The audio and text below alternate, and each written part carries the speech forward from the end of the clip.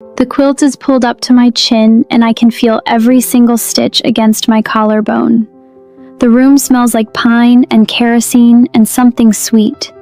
Someone left a plate of honey cake on the dresser that neither of us will touch. Outside, the last buggy is pulling away. I can hear the gravel popping under the wheels, then nothing. Just crickets. Just his breathing. Just mine. The lamp on the nightstand throws this orange glow across the ceiling, and the shadows move when the wind pushes through the window screen. My new nightgown is white cotton, sewn by my mother's hands, and it is so starched it scratches my arms every time I shift. He is sitting on the edge of the bed with his back to me, and his shoulders are shaking. I think he might be praying. I think I should be too. But all I can feel is the cold air on my ankles and this tightness in my chest, like something is about to happen that I cannot stop and cannot name. Nobody told me what comes next. Nobody told him either. The only words I was given were from my aunt 2 days before. She touched my wrist, looked at the floor, and said, "Let him. It'll pass." That was it. That was the whole lesson. I was 19. Quick pause. My name is Sarah, and this is Quiet Leaving. If you're new here, subscribing is free, and it keeps these stories coming. Tell me in the comments, was there something important you had to figure out completely alone? In our community, the wedding night was not spoken about, ever. Not by mothers, not by fathers, not by the married women who knew exactly what was waiting. There was a belief, old as the first settlements, rooted somewhere between scripture and silence, that purity meant not just saving your body, but saving your mind from even the knowledge of what your body could do. Girls were raised to understand modesty in fabric, in posture, in eye contact, but never in anatomy. I did not know the names of my own parts.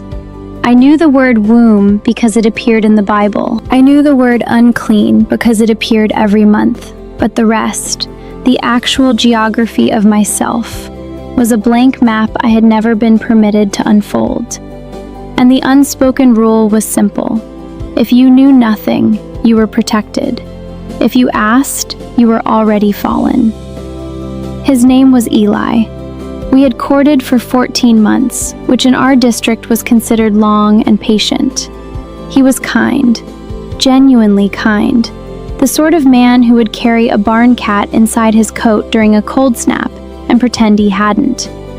We held hands once before the wedding, behind the smokehouse after a Sunday singing, and both of us turned red and looked away like we had stolen something. My older sister, Leah, pulled me aside 3 weeks before the wedding. She said 9 words. 9. It hurts at first. You get used to it. She squeezed my hand and went back to kneading bread. My mother gave me the nightgown and told me to be a good wife. That was the preparation. That was everything I was given to walk into a room with a man I loved and do something neither of us had language for. The bedroom was at the back of our new house, a small addition Eli and his brothers had built that spring. The walls still smelled like fresh-cut oak. There was one window, no curtain yet, just the dark pressing against the glass. A braided rug on the floor. The bed was a wedding gift from his parents, the mattress stuffed with wool and hay, and it creaked when either of us moved even slightly. I could hear a dog barking somewhere down the road. I could hear my own pulse in my ears. Eli turned around, and his face, I will never forget his face. He looked like a boy standing at the edge of a frozen pond, not sure if the ice would hold. His hands were trembling. He reached for me, and his fingers were so cold they made me flinch, and he pulled back like he had burned me. "I don't want to hurt you," he whispered. I said, "It's okay." I did not know what I was saying it was okay for. What happened next took less than 10 minutes. His hand moved. I stopped breathing. There was pressure, then a sharp tearing feeling that made my whole body go rigid. I gripped the edge of the mattress and bit the inside of my cheek so hard I tasted iron. He kept saying, I'm sorry, and I kept saying, it's fine. And neither of us meant what we were saying because neither of us had the vocabulary for what was actually happening. My body clenched against something it had never been taught to expect. There was no tenderness in the act, not because he was cruel, but because neither of us knew tenderness was possible in that context. We had been taught that this was duty. Duty does not require understanding.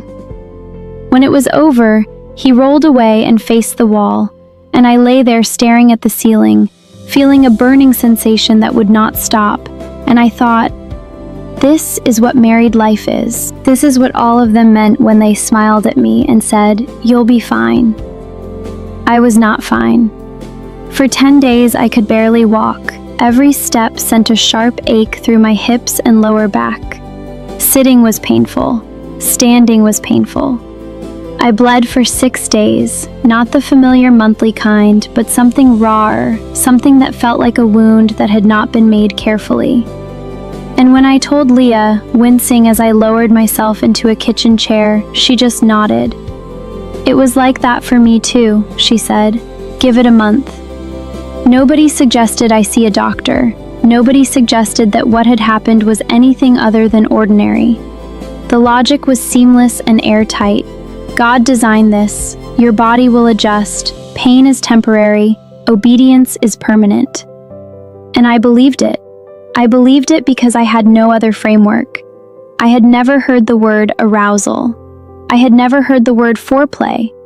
I had never been told that a woman's body needs preparation, needs time, needs communication. I had been told to let him, and I did. By the 3rd month, I had developed a system. I would lie very still. I would breathe through my nose. I would count the knots in the ceiling beam above the bed. There were 14, and I knew each one. I learned to leave my body before he touched it. Not dramatically, not in some cinematic way, just quietly. I would think about the garden. I would think about what to plant in the east row come spring. I would disappear into a quiet place inside my head where nothing could reach me. And when it was over, I would come back and wash the dishes and fold the laundry and be Ruth again. I did not know there was a word for what I was doing. I did not know that what I was doing was a survival response. I thought I was just being practical. At a quilting circle the following autumn, Martha, she was 23, married 2 years, leaned over and said something so quiet I almost missed it. Do you ever feel like you're not really there? She asked. Her needle didn't stop moving. I looked at her. She looked at her stitches. Sometimes, I said. That was the closest either of us ever came to saying it out loud. Later that winter, I overheard Eli's cousin's wife, Hannah, crying in the wash house. I stood outside the door with a basket of wet shirts, and I listened, and I did not go in. I should have gone in. I think about that all the time. How I had the chance to break the silence, and I chose the silence instead, because the silence was all I knew how to carry. 4 years later, I left the community. Eli and I separated quietly. He remarried within the year. I do not hold that against him. The first time a therapist drew a diagram of female anatomy on a whiteboard and pointed to it with a blue marker, I cried for 40 minutes. Not because I was angry. I was not angry yet. That came later, and it came softer than I expected. I cried because I was looking at a picture of myself that I had never been allowed to see. She said the word consent, and she said the word readiness, and she explained, in plain, simple, unbearable language, that what I had experienced on my wedding night was not what intimacy is supposed to feel like. That pain is not a rite of passage. That my body had been responding exactly the way a body responds when it is not ready and not safe. I sat in that chair and I grieved. Not for myself now, but for the girl in the white nightgown who bit her cheek and counted ceiling knots and thought she was just being a good wife. For Eli, too, For the boy who said, "I'm sorry," and meant it, but did not know what he was sorry for. We were both locked in the same room with the same silence, and neither of us had the key. I still carry things from that life that I would not trade for anything. The smell of bread baking in a wood-fired oven on a cold morning. The sound of a horse's breath in the dark. That low, warm huff when you're buckling the harness before dawn. The way a whole community shows up when a barn burns down and rebuilds it in a single day without being asked. These things are real. They live in my chest and I am grateful for them. But I also carry this, that silence dressed as holiness stole something from me that I am still, decade by decade, learning to reclaim. And both of those things are true at the same time. The beauty and the harm lived in the same house. They shared the same table. I do not have to choose between them, and I will not pretend one cancels the other.